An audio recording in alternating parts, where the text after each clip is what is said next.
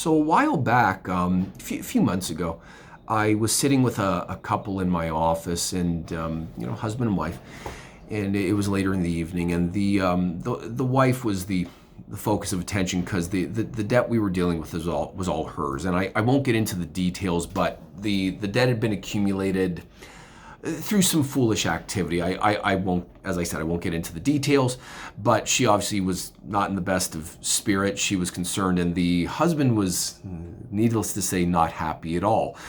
For most of the meeting, he stood there kind of like this. He wouldn't look at his wife and didn't really want to look at me. He wasn't really interested in anything I had to say, but at least he was there. And wife's explaining everything to me and taking notes, and I'm trying to explain what we can do, how we can solve the problem. And at a certain point, she kind of looks over to her husband, like the idea, she didn't say it so much, but with the look of, what do you think? What do you think? What should we do? And the response was, he kind of came out of his stance, like, it's not my problem, you fix it.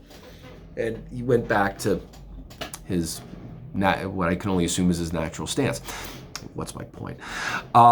The good news, we were able to help this lady, and I'm pleased to say we were able to reduce the debt. She had upwards of around 50, and we were able to reduce that, and we're getting her back on track with credit and so forth. The reason I bring this up is even to this day, even though I've seen this scenario on a few occasions, it still astonishes me how the spouse can say to the other one, this is your problem. And ladies, just in case you're thinking this is a guy thing, I've seen it the other way too, where the wife is fed up with the husband because he screwed up, and it's never fun.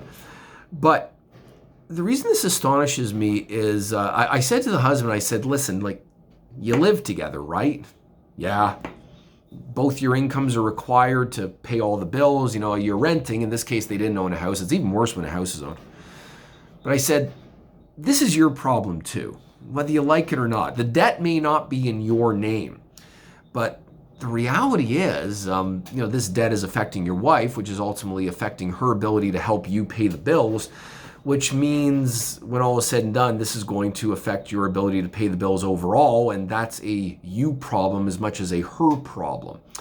It's even worse when a home is owned because, at this point, if you can't afford to pay the debts, what happens is the debts go to collections. Eventually, the spouse in trouble gets sued, and the creditors put a writ on the house. If you're wondering what a writ is, think of it as mold.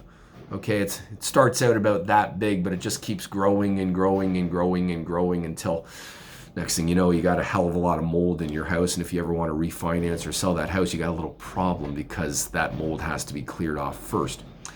I mention this for two reasons. One is I always think to myself, do you guys really love each other? But that's a whole, I'll save that for the marriage counselors. But I guess if there's any point I want to get across is that if you do have a spouse in trouble, it's understandable to be upset, especially if the info was kept from you, it comes as a surprise, you were told everything was fine otherwise, you suspected but were told to calm down, and there's all kinds of history there, and I'm being a little judgmental of the guy who was in his natural state. But I think it's important for couples to realize they are in this together. Unless a divorce is imminent, and even then, if there's kids involved, it's still both your problem. It really doesn't help to shun the other because you want to do something about the debt. I've seen instances where one spouse could have actually helped the other spouse. The most common scenario we see is you have a husband and wife who own a home, and the problem can actually be solved just through a refinance. Now, refinancing is not always fun. A lot of the time people are looking at second mortgages. That's not fun because it's interest only. Nobody wants to get into that. But it would at least provide a Band-Aid, if not outright solve the problem. But of course, one spouse is in trouble and the other spouse is pissed off. And if you know anything about mortgages, you can't refinance a house without getting the other person on title or other people on title to go along with it. So we have a few proposals every year where we have to say, look, the spouse won't cooperate. Yeah, there's all this equity, but they can't get a hold of it. Here's what they can offer. And we do still manage to pull things off, even if that person's worth apparently a fortune, we can still get a deal.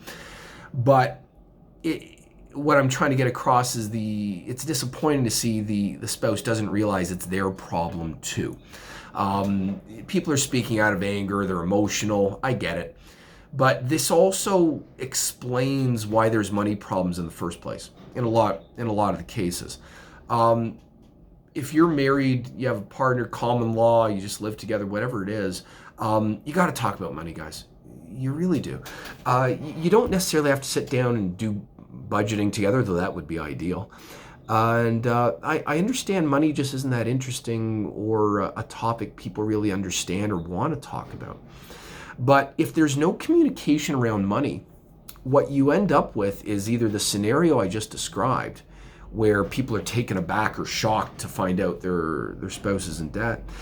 But you also end up with scenarios I've seen before where, the two spouses make, let's say, pretty close to the same income, but one pays 80% of the bills, the other one pays the cable and internet.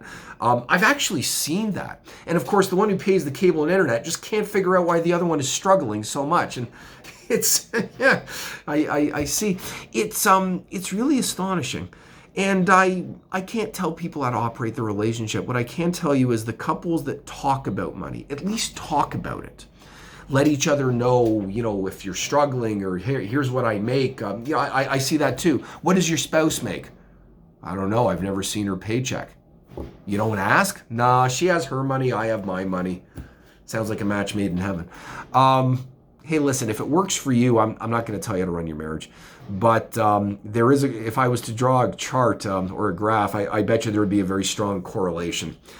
And while correlation is not causation, you can't have correlation is a strong indicator of causation, and it's certainly a prerequisite for causation. So you don't get off that easily.